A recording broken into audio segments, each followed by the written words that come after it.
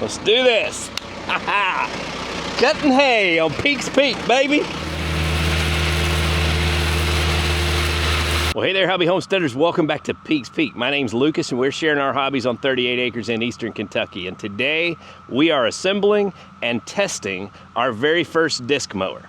We got the MechMaxx DM6, and they sent this to us to assemble and test and share with you guys, and we're so excited about it.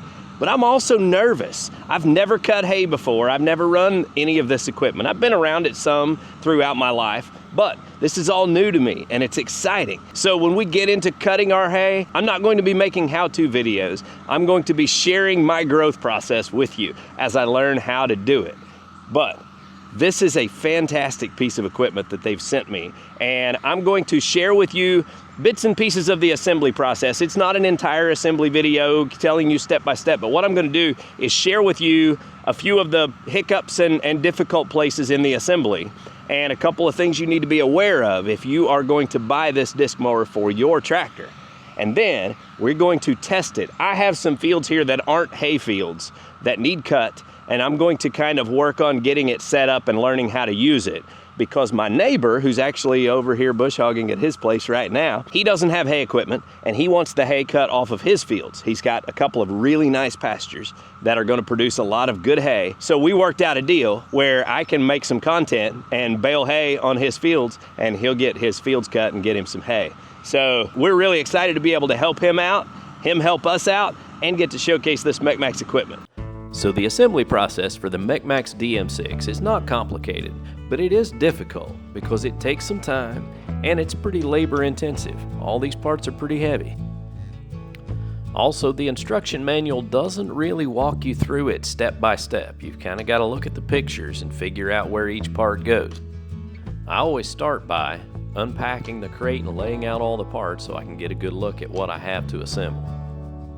Most of it is pretty straightforward, just removing pins and then putting things in place with those pins where they go. So I started with the 3-point hitch assembly, and I decided to go ahead and put the leg on one side so that it would hold it up at the right angle so that I could get this other side pinned in place. It never hurts to have a rubber mallet for a little friendly persuasion. I also like to use a battery-powered impact on the bolts that I can reach with it. You just got to be sure to not over tighten them, so I usually use setting 2 so I don't break bolts off. Now when installing this arm that holds your curtain, you need to take that roll pin out, bolt it on, and then drive the roll pin through the top. After that, you can go back and tighten up those bolts. Now all of these guides and guards are pretty obvious where they go, and usually the bolts are already on the implement and you just take them out and then put them through the guard where they go.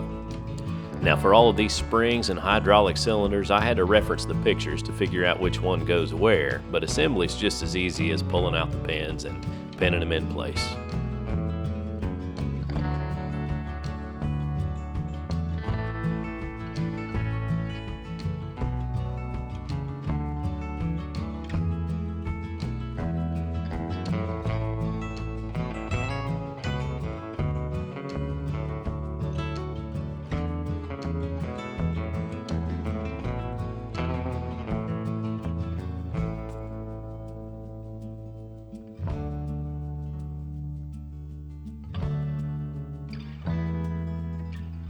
Now for this big spring with the threaded rod inside, you have to actually take that rod out and take all of the nuts off of the end of it so that you can feed that threaded rod through the assembly on the 3-point hitch.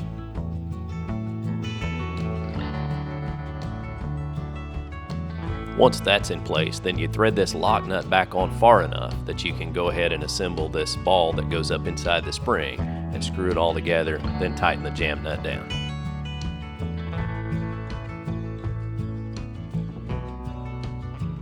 Then you just thread this other connection back on the end and pin it in place. Finally, you'll need to jack up the disc mower assembly so that you can put the skid plates on the bottom of it. And they just bolt on the bottom. It's a pretty simple process, but you do need to have it up in the air so that you can get your bolts in. Now, while I'm going to share with you the things that I've learned about this piece of equipment so far, those of you who have experience with other disc mowers, if you see any kind of setup issues or anything that I may have done wrong, chime in the comments and let me know, because I don't want to tear anything up. I want this thing to last for a long time for my family. So we've got this thing assembled, hooked to the tractor, and I have kind of tested the mechanisms and all of that, and I think we're pretty close to where we need to be now. Now, one of the first things that really puzzled me on this piece of equipment is it has a lift cylinder that only has one hose. And I wondered how that was going to work, if it used gravity to drop the mower or how it worked. But it actually uses hydraulics in both directions. And somebody can explain to me how that works, because I don't even know. But it does work on my rear remotes, and I've got it plumbed up to where I can raise and lower this using one rear remote up there. And it's got a valve where you can adjust the flow and slow down the movement of it, which I want to do just a little bit. And it's got a shutoff valve here. So when you have it in a raised position and you don't want it to leak down, you can close the shutoff valve and it will stay put. Now, we had to cut our PTO shaft to fit our machine, and that was no big deal. I've got a video on how to do that. If you want to learn how to cut a PTO shaft to the proper length, you can check that out. But we got our PTO shaft cut. I'm going to just go ahead and show you one hiccup that we had in matching this piece of equipment with our tractor, and that is the 3-point hitch pins. So they advertise this as a Category 1 and Category 2 disc mower.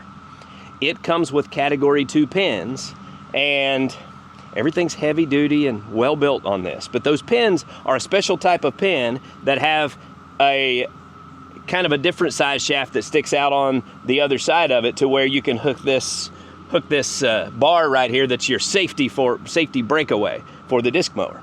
Now the problem is, they didn't send any Category 1 pins. And when I messaged them, they said, we don't have any, can you try to source them locally? Well, they're a custom pin. You might be able to find them used on other pieces of equipment, but I didn't know where to look, and I couldn't find any at any of the farm stores. So I had to actually take these Category 2 pins and grind them down to Category 1 size to be able to use this on my tractor. That's a major deal, and it took a lot of time. So if you're buying this for a Category 1 tractor, which most of you probably are, you may need to have a conversation with MechMaxx about that and make sure they've resolved that issue.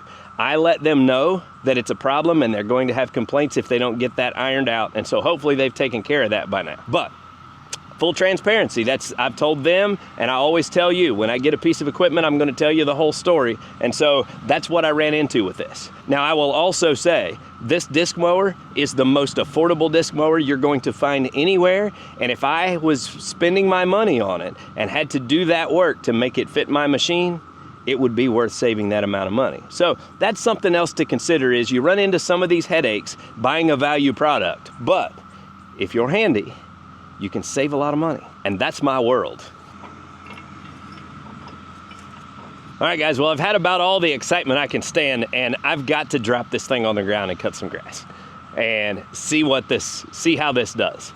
So you're seeing this for the first time with me, and I'm hoping I can watch out and not hit any stumps or anything, because like I said, this is not a hay field. We've got to get it tested up and learn how to use it before we go cutting the neighbor's field. Woohoo! Does your tractor have NOS? Mine does. I was talking to my buddy Chad over at Doss Farms, Doss Outdoors, and we were talking about energy drinks, and he said he quit them a long time ago. Those things are bad for you, man. And I said, well, I'll just go ahead and tell you, I'm not giving up my energy drinks. I'll just die happy.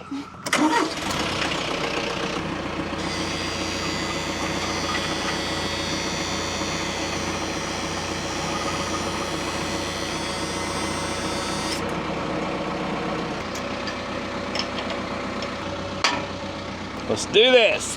Cutting hay on Peak's Peak, baby.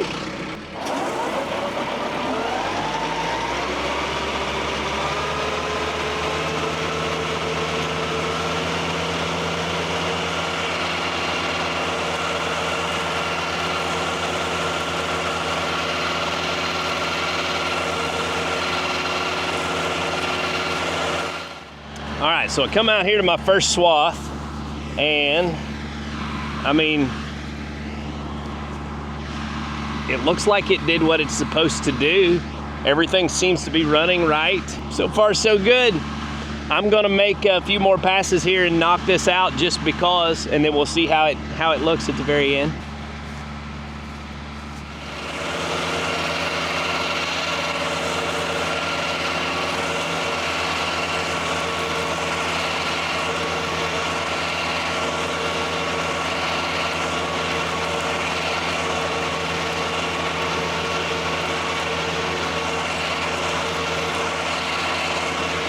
Okay, now listen. This is an ugly mess because I was trying to avoid stumps and things, but we got a good cut. I think everything's working the way it's supposed to work. Now, I will tell you, and some of you that already run disc mowers can tell me how it is with you. You may be mowing with cabs, but this skirt does not stop a lot of the grass that's flinging out all over me. That concerns me a tad with like rocks and things like that, but I mean, I think it's okay, but yeah, you know, that's something I'll kind of keep you posted on how all that works. But I've got a little more to cut down through here, so I think I'm gonna do that and then come along this fence row, try that out and see how it does. Let's do it.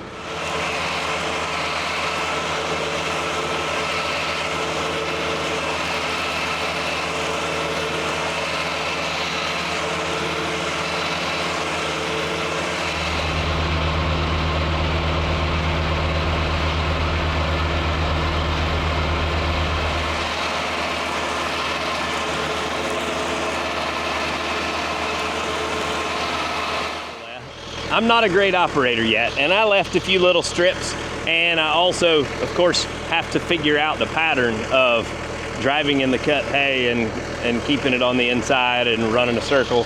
But with this, I was just kind of driving around testing things out, and I think this is going to do a great job. It's going to get us some nice hay. Now I'll show you the fields over there that we're going to cut, those beautiful pastures there. So that's gonna be a lot of nice hay and a lot of good experience for me. So I'm excited about it. I have one more test I wanna do because I wanna see how this thing will cut at a downward angle on my pond dam and see if it will save me some weed eating over there. So let's go down there and try that out. All right, so I'll show you. Of course, this is a really steep pond bank. I mean, it's sharp angle. So you're not using anything to mow it unless it's something like this that you can hang over the edge and pull at an angle. So that's what we're gonna try to do. I'm gonna lower this down and I'm gonna see if I can't mow a strip down through here. I can't remember the angle that they said it would cut, but yeah, we're about to find out.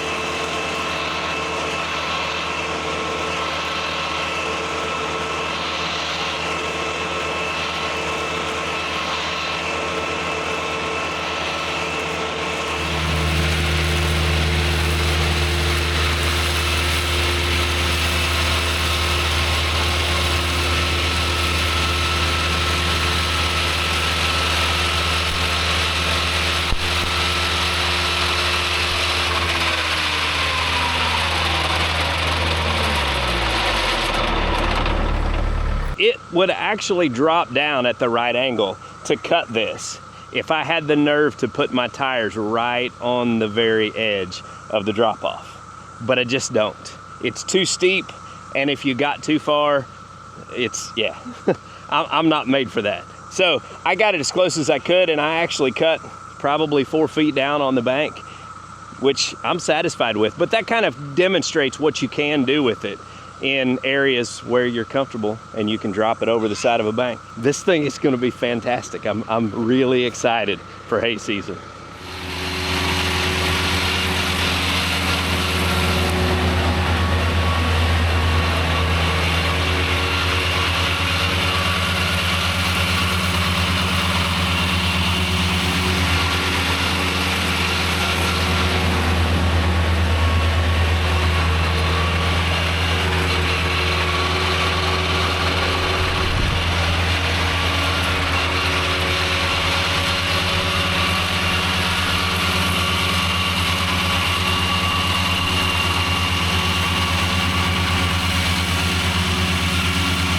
All right, guys, so I had to get it over here in some really thick stuff. And here's what impresses me. I mean, This stuff is thick, thick, thick grass. And you know, when I would try to mow this with my 4-foot bush hog on my Kubota BX, it would bog it down. It's tough stuff. But man, we got heavy, heavy duty. And this 6-foot disc mower on that TYM 4820, I couldn't believe it. I mean, it didn't even, you couldn't even tell it was working the engine. I'm convinced now, this is the real deal. We're doing some hay this year, buddy. So guys, this is the MechMaxx DM6 disc mower. If you are interested in picking one up for yourself, there'll be a link down in the description, as well as a discount code, Lucas 5% off, that you put in on the very last checkout page. And it's Lucas space 5% space off. Put that in on the final checkout page to save yourself some money. Also guys, if you're not a follower of the channel, be sure and subscribe, because we are going to put out hay content where we use this disc mower, but we also use their rake and their mini baler and wrapper. So we've got lots of cool equipment that we're gonna be trying out this year. It's gonna be a lot of fun. Well guys, I hope you enjoyed today's video. Until next time, get outside and enjoy God's creation, because it's beautiful out here. And y'all have a good day.